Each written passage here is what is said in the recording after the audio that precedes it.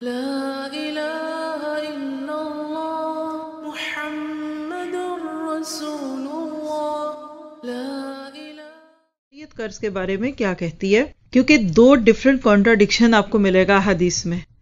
بعض روایت میں خود نبی صلی اللہ علیہ وسلم اور صحابہ کے خود قرض لینے کا بھی ذکر ہے، بہت ساری شیئر کروں گی آپ کے ساتھ، تھوڑی انشاءاللہ گو تھرو کروں گی، ٹھیک ہے۔ لیکن ایٹ دا ادر ایج آپ دیکھیں تو نبی صلی اللہ علیہ وسلم کی بہت ساری حدیثیں ہیں جس میں قرض لینے کو پسند نہیں کیا گیا۔ کہہ لیجئے پریکٹیکلی ہمیں ملتا ہے کہ اللہ کے نبی نے بھی قرض لیا، صحابہ کرام نے لیا، حضرت عائشہ بھی لیتی تھی۔ دوسری طرف اب کچھ حدیثیں پڑھتے ہیں جس میں یہ کہ قرض نہیں لینا چاہیے، بڑی معروف باتیں، کچھ آج شیئر کروں گی، کچھ آپ نے ویسے ہی بہت ساری سنی ہوگی۔ تو ہم کیسے اس چیز کو دیکھیں، تو ہم اس ٹاپک کو 4 سب ٹاپکس کے اندر انشاءاللہ دیکھیں گے۔ پہلی بات ہے قرض لینے کے بارے میں جو حدیث ہیں کم از کم آپ ان کے نمبرز نوٹ کر لیجئے گا۔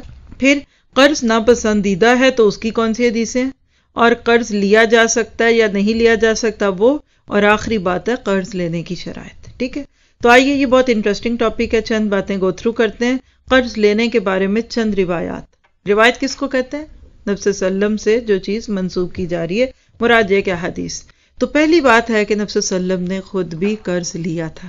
نبی صلی اللہ علیہ وسلم نے 1 سے زائد بار قرض بھی لیا۔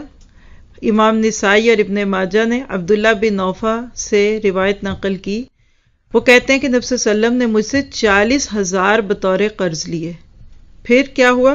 جب آپ کے پاس مال آیا تو مجھے ادا کر دیے۔ بات سمجھ رہے ہیں؟ قرض لیا اور جب مال آ گیا تو دے دیے، اور فرمایا اللہ تعالیٰ تمہارے اہل اور مال میں برکت عطا فرمائے، یقیناً قرض کا بدلہ قرض خواہ کی تعریف کرتا اور اس کو ادا کرنا، یعنی بینگ تھینکفل، میں تمہارا شکریہ ادا کرتا ہوں، مجھے ان پیسوں کی ضرورت تھی تو میں نے لے لیا۔ تو اس ایک حدیث سے کیا بات پتہ چلی؟ قرض لینا جائز ہے، ٹھیک ہے۔ دوسری بات، جس سے قرض لیا جائے وہ آپ کی ضرورت میں کام آیا نا، تو اس کی تعریف کیجئے، آپ اس کے لیے کیجئے۔ اور تیسری بات ہے کہ جس شرط پہ قرض لیا تھا وہ ادا پوری کر دیجئے، یعنی قرض ادا کر دیجئے، تو سمپل معاملہ رہے تو نو پرابلم، ٹھیک ہے۔ دوسری مثال ہے صحابہ کرام کے قرض لینے کی۔ تو نبی صلی اللہ علیہ وسلم کی زندگی میں بھی صحابہ کرام نے قرض سے اور بعد میں بھی لیے تھے۔ اس کے اندر اگر آپ دیکھیں تو امام مسلم نے قعب بن مالک سے روایت نقل کی کہ اللہ کے نبی کے عہد میں ابن ابی حضرت سے اپنے قرض کی واپسی کا تقاضا مسجد میں کیا، دونوں کی تکرار میں آوازیں بلند ہو گئیں، ہو جاتی ہے نا لین دین میں، یہاں تک کہ اللہ کے نبی نے ان کو اپنے گھر میں سنا۔ آپ کا گھر کہاں تھا؟ مسجد کے ساتھ تھا، جی۔ تو اللہ کے نبی ان کی طرف نکلے اور اپنے حجرے کے پردے کو ہٹایا اور قعب بن مالک کو آواز دی، یا قعب، اے قعب۔ انہوں نے عرض کی، لبیک یا رسول اللہ صلی اللہ علیہ وسلم، اللہ کے رسول میں حاضر ہوں۔ کتنا اچھا انداز تھا، اور کتنے خوش قسمت تھے صحابہ جو یا رسول اللہ کہہ سکتے تھے۔ کیوں کہہ سکتے تھے؟ کیونکہ اللہ کے نبی ان کے سامنے تھے، ٹھیک ہے۔ تو جب کوئی سامنے ہوتا ہے تو اس کو اس طرح پکارا جا سکتا ہے، اور انداز کے لبیک، میں حاضر ہوں، میں حاضر ہوں۔ پھر فاشار الیہ بیدیہ، پھر آپ نے انہیں ہاتھ سے اشارہ کیا اور کہا، ان دعی شطر من دینک، اپنا آدھا قرض چھوڑ دو، یعنی آپ کو سمجھ آ گئی کہ جس نے قرض لیا وہ دے نہیں سکتا اور یہ مانگ رہے ہیں، بحث تو اسی پہ ہو رہی ہے نا۔ تو آپ نے ان کو مشورہ دیا کہ آدھا قرض چھوڑ دو۔ کعب نے عرض، قد فعلت یا رسول اللہ، اللہ کے رسول میں نے ایسا ہی کر دیا۔ کتنی بات مانتے تھے، بھی ایسا بنا دیں۔ اچھا، کل تو اللہ کے نبی نے خود پردے سے جھانک کے کہا تو ماننا چاہیے تھا نا، تو آج تو نہیں ہے نا رسول اللہ، تو ان کی حدیث دیکھ کر ہم بھی کیا کہ لبیک، اللہ کے نبی جو آپ کہیں گے ہم اس کو مانیں گے۔ یہ ہوتا ہے صحابہ کا نبی کی بات کو سن کر اپنی بات چھوڑنا، اور سب سے مشکل حق جو چھوڑنا ہوتا ہے نا وہ مال کا حق ہوتا ہے۔ خیر، چھوڑ دیا، اب ایسا کر دیا کہ نبی میں نے ایسا کر دیا۔ تو اللہ کے نبی نے اب وہ شخص جس نے ان سے قرض لیا تھا ان سے کہا، قم، کھڑے ہو ناؤ، فقدہ، اور اس قرض کو ادا کرو۔ کیا مطلب کہ آپ کی سفارش سے تمہارا قرض اب ادا ہو گیا تو اب یہ آدھا ادا کرو۔ کتنی فیئر ڈیل ہے۔ ہم کہتے سارا چھوڑ دو یا سارا لے لو، بین بات ہوئی، ٹھیک ہے۔ پھر اسی طرح اس کا ایک اور واقعہ نبی صلی اللہ علیہ وسلم کے دور میں صحابہ کرام جو قرض لیتے تھے، بہت ہی خوبصورت واقعہ ہے حضرت عائشہ کے بارے میں۔ یہ روایت امام حاکم نے بیان کی قاسم سے کہ حضرت عائشہ قرض لیا کرتی تھی، تو کسی نے ان سے کہا، مال تیرا قرض سے کیا تعلق؟ ہم بھی یہی سوچتے ہیں نا، دینداروں کا پیسے سے کیا تعلق، ان کی کون سی کوئی ضرورت ہوگی۔ اور حضرت عائشہ تو ماشاءاللہ نبی کی بیوی تھی، تو کہنے لگے کہ آپ کیوں قرض لیتی ہیں بھائی؟ اب اس ان کا جواب سنیے، اور یہاں سے آپ دیکھیں گے کہ حضرت عائشہ کا فہم اور ان کی فراست کیا تھی کہنے لگی میں نے رسول اللہ سے یہ بات سنی، ما من عبد کانت لہ نیت فی ادائی دینہ، جس بندے کی بھی نیت ہوگی اپنے قرض کی ادائیگی کی، الا کان لہ من اللہ عون، تو اللہ کی طرف سے اس کی مدد ہوگی. یعنی اللہ کے نبی نے کہا کہ جو کسی کا قرض دار ہے، آپ یعنی آپ نے کسی سے پیسے لیے تو اب آپ اس کو ادا کرنا چاہتی ہیں، تو اللہ خود بخود اس بندے کی اتنی مدد کرتے ہیں کہ اس کے رزق میں وسعت ہو جاتی ہے. تو کہنے لگی فالتمسوا ذلک العون، تو میں وہ قرض لے کر اس مدد کو حاصل کرنا چاہتی ہوں. سمجھ آئی؟ کتنی سینس تھی ان کی نا، کہ میں اس لیے لوں گی کہ پھر اللہ کی مدد آئے. اور حضرت عائشہ کی میں نے ایسے اور بھی باتیں پڑھی ہیں نا، تو مجھے لگتا ہے شی واز ایکسٹرا جینیس. میں خود بڑی امپریس ہوتی ہوں ان کی باتوں. فی البدی شارپ، اور جس کو آپ کہیے کہ واقعی زیرک قسم کی عورت تھی، اور منہ پہ جواب دیتی تھی. یعنی کچھ تو سوچ کے کہتے ہیں نا، اور یہ کہنا چاہیے تھا. ماشاء اللہ انٹلیکٹ بہت خوبصورت تھا. ٹھیک ہے، تو یہاں سے کیا پتہ چلا کہ حضرت عائشہ نے بھی قرض لیا. پھر اسی طرح سے ایک اور روایت جو ہے امام ابو عبید القاسم نے ابراہیم سے روایت کی. کہتے ہیں کہ حضرت عمر نے، اب نوٹ کیجئے گا، حضرت عمر نے کب؟ جب وہ خلیفہ تھے. خلیفہ کے ہاتھ میں کیا ہوتا ہے؟ ملک کا خزانہ ہوتا ہے، بیت المال. لیکن انہوں نے عبد الرحمن بن عوف سے 400 درہم قرض مانگے. عبد الرحمن بن عوف ایک صحابی تھے، بہت اچھے تھے، بہت اللہ نے ان کو نوازا تھا. لیکن عمر کون تھے؟ تو عمر کے پاس زیادہ ریسورسز تھے یا عبد الرحمن کے پاس؟ عمر کے پاس تھے. اب عبد الرحمن کو بڑی حیرت ہوئی کہ مجھ سے مانگ رہے ہیں، یا لیجیے پرسنل لون مانگ رہے ہیں جبکہ ان کو ایک کمپنی لون دے رہی ہے، اس طرح سمجھ لیں.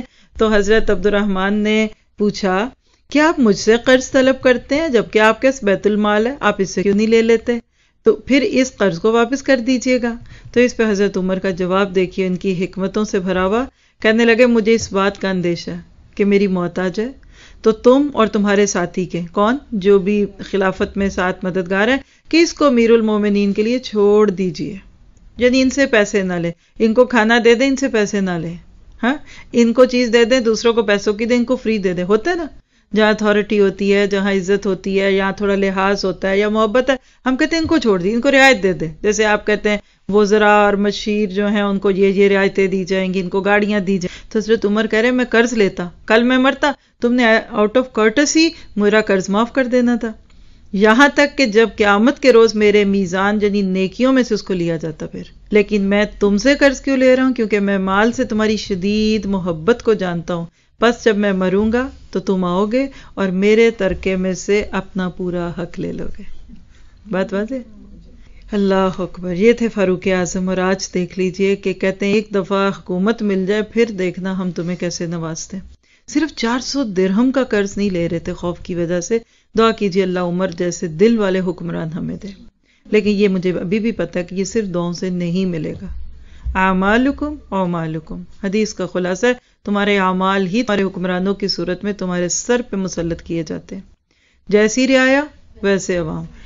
آج عمر آ بھی جائیں تو عمر کو آنے کس نے آگے دینا ہے؟ بڑی بڑی انٹیلیجنسز ان کو وہیں روک لیں گی، رائٹ؟ تو عوام کو ٹھیک کیجیے، اپنی اصلاح کیجیے، پھر عمر ایک بھی نہیں بہت سارے عمر انشاءاللہ ہمیں مل جائیں گے. اب اتنی باتیں سن کے آپ کو مجھے کیا لگا کہ قرض لو. اب اگلے اس کے اپوزٹ ایج پہ چلتے ہیں تاکہ پتہ چلے آپ سارے ابھی یہی نہ سوچ لیں کہ اب اور قرضے لینے.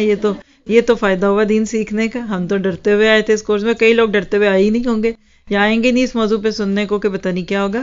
یاد رکھے علم ہمیشہ زندگی کو آسان کرتا. یہ بات آج ہی لکھ کے نا تو پلو سے باندھ لیں. آپ جس موضوع پہ علم لے لیں گے نا ایک دفعہ، میں نے اللہ کے حکم سے 20 ٹاپکس کرا دیے، تفسیریں کرائیں، حدیث پڑھائی، مجھے کوئی اسلام کا پہلو پڑھنے اور پڑھانے کے بعد اس سے خوف نہیں آیا، بلکہ میرا خوف اتر گیا.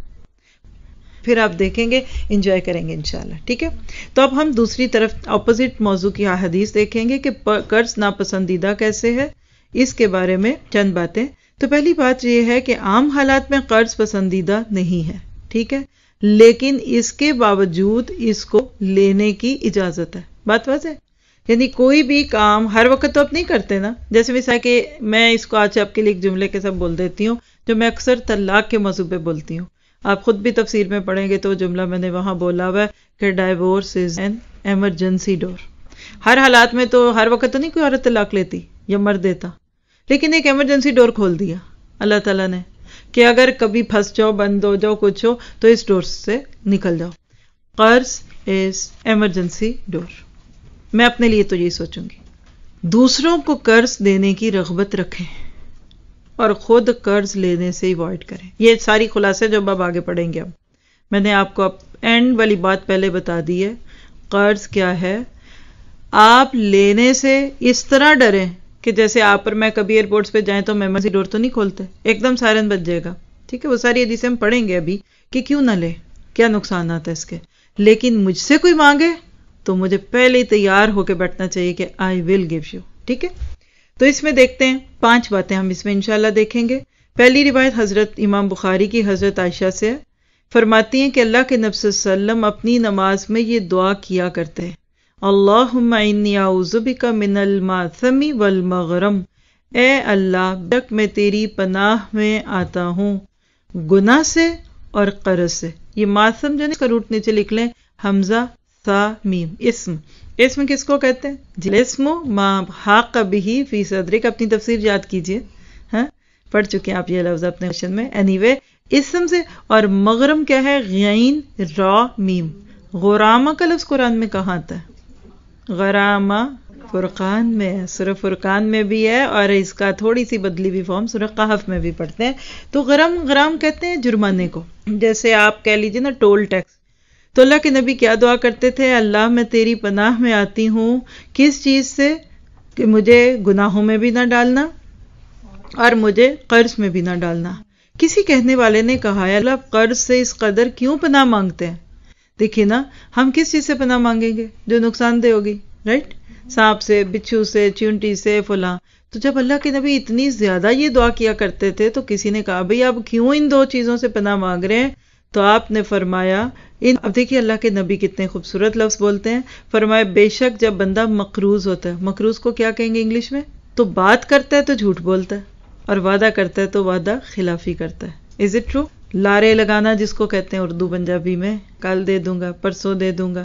آپ قرض لے لیا, آپ دے نہیں پا رہے, تو پھر آپ کی خواہش کیا ہوگی؟ جھوٹ بولنا اور وعدے خلافی. اور دیکھیے امام بخاری نے اس پر جو ٹاپک رکھا ہے وہ کیا ہے؟ باب من استعاذ من الدین, قرض سے پناہ طلب کرنے والے کا باب. تو کیا یہ 2 علامتیں کس کی ہیں بلا؟ جھوٹ بولنا اور وعدہ خلافی. قرض لینے والے میں منافقانہ صفات آ جاتی ہیں, کیونکہ علامہ عینی کہتے ہیں کہ اس میں قرض کی خرابی اور سنگینی ہے, اور یہ کہ وہ مقروض کو جھوٹ اور وعدے کی خلاف ورزی تک پہنچا دیتا ہے, جو کہ دونوں منافقوں کی صفات ہیں. تو پہلی وجہ ہم قرض کیوں نہ لیں, کیونکہ قرض وہ چیز ہے جس سے اللہ کے نبی صلی اللہ علیہ وسلم پناہ مانگا کرتے تھے. یہ دعائیں ساری پڑھ کے انشاءاللہ پھر ہم مل کے اس کو دہرائیں گے اور سیکھیں گے. ٹھیک ہے, اور یہ دعائیں آپ کی دعاؤں میں شامل رہنی چاہیے. آج کے بعد جب بھی کوئی چیز پتہ چلتی ہے تو اس کو پھر ہم انشاءاللہ تعالی اس کو پڑھنے اور یاد کرنے کی کوشش کرتے ہیں. ٹھیک ہے, اس کے بعد دوسری دعا امام نسائی سے حضرت انس سے روایت ہے, کہتے ہیں کہ نبی صلی اللہ علیہ وسلم کی دعاؤں میں ایک دعا کیا ہوتی تھی؟ اللہم انی اعوذ بک من الہم والحزن والعجز والکسل والبخل والجبن والدین وغلب جال. اے اللہ, بے شک میں غم اور رنج, بے بسی, کاہلی, بخل اور بزدلی اور قرض اور آدمیوں کے غلبے سے آپ کی پناہ طلب کرتا ہوں. اب آپ دیکھیے چن چن کے وہ دعائیں اللہ کے نبی نے مانگی ہیں کہ جو انسان کی زندگی جیرن کرتی ہیں. ہم کیا ہوتا ہے؟ ہم دل کو لگا ہوا روگ, جس طرح آپ کہتے ہیں نا پریشان, کچھ دل کو لگا ہوا ہے. ہم حزن کیا ہوتا ہے؟ اس سے بھی بڑا غم. حزن کا لفظ ہے, آپ پڑھیں گے قرآن میں لا خوف علیہم ولا ہم یحزنون. خوف دوسری کی طرف سے ہوتا ہے یا فیوچر کا ہوتا ہے, اور حزن ماضی کا. آپ کہہ لیں کہ لائف ٹائم جو ایکسپیرینس ہے, زندگی میں کوئی نقصان ہو گیا, آپ اس کے لیے جو سوچتے نا, جیسے کسی کے مرنے کا سوچا, کوئی فوت ہوا تھا تو یاد آتا ہے نا, تو وہ جو دل کی کیفیت ہے نا وہ حزن ہے. ٹھیک ہے, ہم کیا ہے؟ جیسے اندیشے, اب ہم کہہ لیں اندیشے کو, حزن کہہ لیں غم, ماضی کے غم. عجز کیا ہے؟ عاجز ہونا. اب یہ عجز کیا ہے؟ کہ میرے حالات سے ہو جائیں کہ میں عاجز آ جاؤں. ہینڈ ٹو ماؤتھ ہونا. جیسے کبھی کبھی آپ کو نہیں لگتا زندگی میں کہ میں اپنے حالات سے کیسے نکلوں, آپ سٹرگل نہیں کر سکتے, آپ کو فیل آئی ایم اسٹک ناؤ, تو یہ عجز کی کیفیت. عاجز آنا, میں عاجز آ گئی ہوں, میرے سے یہ نہیں ہوتا. پھر آپ دیکھیے کسل کیا ہے؟ سستی, جس کو آج کے دور میں آپ کسی حد تک کائنڈ آف سٹریس کہہ سکتے ہیں. یا ڈپریشن کہہ سکتے ہیں. بخل کیا ہے؟ مال ہے خرچ کرنے کا حوصلہ کوئی نہیں. جبن کیا ہے؟ بزدلی، کاورڈنس. اور غلبت الرجال کس کے اوپر ہوگا؟ لوگوں کا غلبہ کس پہ ہوگا؟ جس نے کسی کا دینا ہوگا. تو یہاں آپ دیکھ لیجئے اس ایک دعا میں اگر آپ نوٹ کریں تو یہ جو آخری لفظ آگے نا غلبت الرجال، یہ ہے قرض اور دین. والدین گزر گیا تھا. والدین، دین کس کو کہتے ہیں؟ قرض کو. بڑی مزے کی بات ہے، ذرا لکھیے، ایسی آؤٹ آف دی وے ہے لیکن لکھیے لفظ دین. ٹھیک ہے، دین، دین اسلام. آگے لکھیے دین، ایک ہی لفظ ہے نا، معنی کتنے فرق ہے. دین کس کو کہتے ہیں؟ ریلیجن ہمارے خیال میں، وے آف لیونگ. اوکے. دین کہتے ہیں قرض کو. آپ کہتے ہیں مالکی یوم الدین. تیسری چیز یہ لکھ لیں، بدلے کے دن کا مالک. اللہ سبحانہ تعالیٰ کے لیے سورۃ فاتحہ میں آتا ہے یہ لفظ. اب ان سب کا ذرا ربط تو جوڑیں. بہت اپوزٹ چیزیں ہیں. ایک طرف دین ریلیجن، ایک طرف دین قرض لون، اور ایک طرف مالکی یوم الدین. یہ یوم الدین اور دین یہ سب کیا ہے؟ تو نوٹ کیجئے گا کہ اصل میں ان سب میں اللہ تعالیٰ نے ہمیں جو دنیا میں نعمتیں دی ہیں نا، کھانے کی، پینے کی، آنکھیں، کان، یہ ادھار دی ہیں. کم از کم 3 دفعہ قرآن میں آیت آتی ہے سم بیما کسبت رہینہ. رہن کا نام سنا ہے؟ یہ آپ قرآن میں پڑھیں گے، آیت دین میں آتا ہے. رہن کہتے ہیں مارگیج کو. کلو نفس، ہر نفس، بیما کسبت، جو وہ کماتا ہے. What are they doing? رہینہ، گروی رکھا ہوا ہے. قیامت کے دن اللہ سبحانہ تعالیٰ نے جو نعمتیں مجھے اور آپ کو دی ہیں نا، اس کا حساب چکائے گا. کتنوں کو بات واضح ہو گئی؟ میں اور آپ جو نیکیاں کر رہے ہیں نا اس وقت، اگر کوئی، تو ہم قسط چکا رہے ہیں. جس لائک میں قسط دے رہی ہوں یا میں ایک انسٹالمنٹ دے رہی ہوں، میں پیمنٹ دے رہی ہوں ان کو کیونکہ مجھے جو نعمت ملی تھی اس کی. تو دنیا میں سارا وقت اللہ کی نعمتیں کھاتے ہیں، پیتے ہیں، ہوا لیتے ہیں، سب کچھ کرتے ہیں، کچھ بل نہیں آتا. قیامت کے دن نیکیوں اور بدیوں کی صورت میں وہاں پلس مائنس ہوگا. تو لہٰذا یہ دعا بھی یاد کرنے کے قابل ہے. پھر تیسری دعا دیکھیے گا، امام نسائی نے عبداللہ بن عمر بن عاص سے روایت نقل کی کہ نبی صلی اللہ علیہ وسلم اکثر ان کلمات کے ذریعے سے دعا کیا کرتے تھے. اللہم انی اعوذ بک من غلبۃ الدین وغلبۃ العدو وشماتۃ الاعداء. کہ اللہ، میں قرض کے چڑھ جانے، دشمن کے غلبے اور دشمنوں کی خوشی سے آپ کی پناہ لیتا ہوں. دیکھیں یہاں پہلی چیز دین. آج تک کبھی آپ نے سوچا تھا کہ اللہ کے نبی اتنا ڈرتے تھے قرض سے یا دین سے کہ آپ اس کو دعاؤں میں شامل کرتے تھے؟ پھر دشمن کا غلبہ کیا ہوتا ہے کہ بس میں دف میں آ کے غلط کام بھی صحیح کرنے لگ جاؤں اور صحیح کو بھی غلط کہوں. شماتۃ الاعداء، شماتہ کہتے ہیں دشمنوں کی خوشی. اور دشمن کب خوش ہوتا ہے؟ جب آپ کے حال بگڑتے ہیں. ٹھیک ہے، تو لہٰذا یہ 3 چیزوں سے آپ نے پناہ مانگی کہ اللہ قرض کے چڑھ جانے، دشمن کے غلبے اور شماتت اعداء سے آپ کی پناہ لیتا ہوں. پھر اس کے بعد تیسری روایت دیکھیے گا، امام احمد نے عقبہ بن عامر جوہنی سے کہی کہ روایت کی کہ اللہ کے نبی کو اپنے صحابہ سے یہ فرماتے ہوئے سنا، وَلَا تَخِيفُوا أَنفُسَكُمْ او قال انفس الانفس، اپنی جانوں کو نہ ڈراؤ. تو آپ نے فرمایا کہ اپنی جانوں کو، یعنی جان کو یا جانوں کو. لوگوں نے آ کے پوچھا، یا رسول اللہ ما نخیف انفسنا، یہ اپنی جانوں کو کیسے ڈراتے ہیں بھائی؟ تو اب آپ دیکھیے ایک لفظ میں اس کا جواب ہے الدین. قرض لے کر اپنی جانوں کو نہ ڈراؤ. بندے نے جب کسی سے قرض لیا ہوتا ہے تو چھپتا پھرتا ہے نا. اب اس کی مزید تفسیر کیا ہے؟ شیخ البنا ہے، وہ کہتے ہیں کہ معنی کیا ہے کہ اپنی جانوں کو ان کے امن کے بعد قرض کے ساتھ قرض خواہوں سے نہ ڈراؤ. قرض باعث خوف بنتا ہے کیونکہ دل اس کی وجہ سے اس کی ادائیگی، قرض خواہوں کے سامنے ملاقات کے وقت ذلیل ہونے اور ادائیگی میں تاخیر کے سبب اس کے زیر بار ہونے. زیر بار کس کو کہتے ہیں؟ انڈر پریشر ہونے کے غم میں ڈوبا رہتا ہے. اور کتنی ہی دفعہ وہ واپسی کا وعدہ کر کے خلاف ورزی کرتا ہے، یا قرض خواہ سے بات کرتے ہوئے جھوٹ بولتا ہے، یا جھوٹی قسم کھاتا ہے، یا مرنے کی صورت میں جنت سے روکا جاتا ہے. یعنی ایک قرض کے ساتھ کتنے خوف ہیں، آپ 1 2 3 دیکھ لیجئے گا. ادا کرنے کا خوف، قرض خواہ کے سامنے نہیں، فیس نہیں کرتے. بعض دفعہ لوگوں نے کسی کا دینا تو کسی محفل میں ان کو دیکھ کر کنی کتراتے ہیں، فون ان کا دیکھ کر پیچھے کر لیں گے، اپنے نمبر کر لیں گے، فیس نہیں کریں گے، بچے کو کہیں گے ادھر چلے جاؤ. اور آگے ہم پڑھیں گے اتنی ڈرانے والی حدیثیں ہیں. اس کے برعکس آج بہت دکھ کے ساتھ کہنا پڑتا ہے کہ امت مسلمہ کا حال کیا ہے کہ بڑے بڑے کاروباری قرضے ادا نہیں کرتے، چھوٹے قرضے دینے لے ہوئے، تو لہٰذا اتنے خوف سر پہ لینے کی ضرورت کیا ہے. ٹھیک ہے. ایک اور روایت میں آتا ہے آپ نے کہا لا تحتفوا انفسکم، خودکشی نہ کرو. لا تحتفوا انفسکم، خودکشی نہ کرو. صحابہ نے پوچھا اللہ کے نبی خودکشی کرنا کیا ہے؟ تو آپ نے فرمایا بالدین، قرض کے ساتھ. 4 حدیثیں ہو گئی.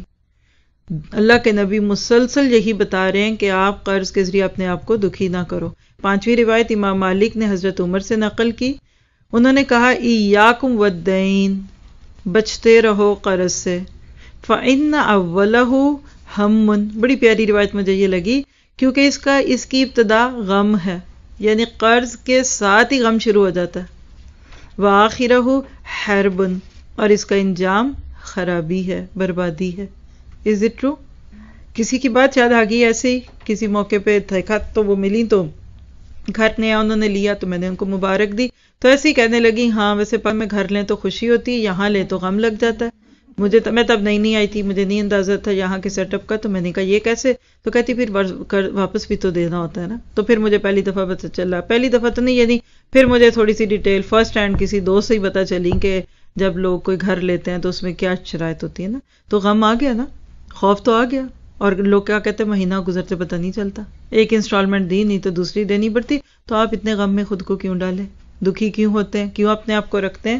اسی طرح حافظ ابن حجر کہتے ہیں سلف میں سے بعض نے کہا قرض کا غم کسی دل میں داخل نہیں ہوتا مگر اس کی عقل میں سے کچھ حصہ لے جاتا ہے جو کہ اس کی طرف کبھی واپس نہیں آتا. اللہ اکبر. یہ بات پڑھتے ہوئے مجھے ایک بردر ہیں ہمارے فیملی کے ہی ہیں، تو ان کے جملے یاد آتے ہیں. کہتے ہیں یہ گھر میری جان لے گیا، یہ گھر میری پچھلے 10 سال کی کمائی لے گیا. واللہ اس سے ملتے ہوئے لفظ ہے، لیکن وہ بوڑھا کر گیا ان کو گھر. جب دل میں قرض کا غم آتا ہے نا تو عقل ماری جاتی. کہتے اب تو سمجھ ہی نہیں آتی کریں کیا، جائیں کدھر. دن بدن وہ ایک جنگل اور ایک اور دائرہ ایک اور، وہ جیسے آپ اپنے ارد گرد ایک خود ہی جال بننے لگتے ہیں. نتیجہ کیا نکلتا ہے وہ سب جانتے ہیں. تو کیا پتہ چلا کہ ایک انسان کو اپنے آپ کو بغیر وجہ کے قرض میں نہیں ڈالنا چاہیے. علامہ قرطبی کہتے ہیں کہ بلا شبہ قرض عیب ہے.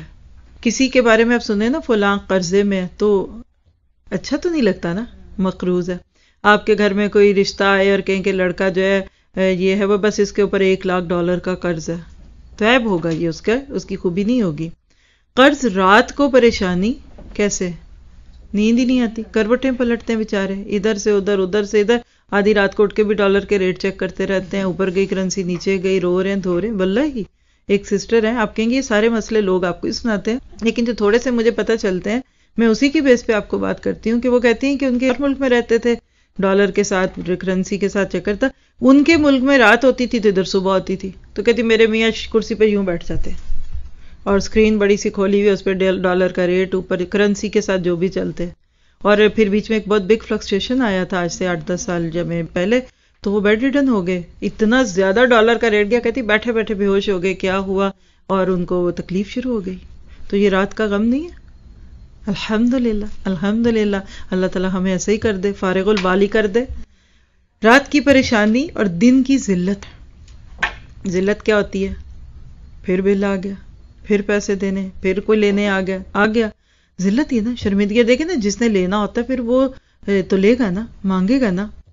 اس پہ بھی مجھے کسی کی بات یاد آتی ہے. ہماری اپنی ایک ساتھی ہیں تو اپنے ملک میں گئیں تو کہتی ہیں کہ باہر بڑے شور کی آواز آئی تو کس طرح مختصر ساری بات خلاصہ ہوا کہ جو ہمسایہ تھا وہ کسی پہ چیخ رہا تھا کہ مجھے پیسے دو یہ وہ، تو جو پیسے دے نہیں پا رہی تھی تو کہہ رہی ہم نے جا کے انوالومنٹ کی، پوچھا کیا، کہنے لگا اس نے میرا قرضہ لیا ہوا ہے تو دے نہیں رہی. غریب عورت تھی کوئی. خیر کہتے ہیں انہوں نے پوچھا کتنا قرض ہے.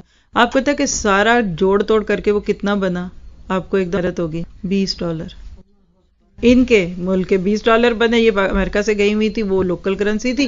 کہتی میرے شوہر نے فوراً اندر جا کے $20 دیے اس کو کہ یہ پکڑو اور آج کے بعد اس عورت کا راستہ چھوڑ دو.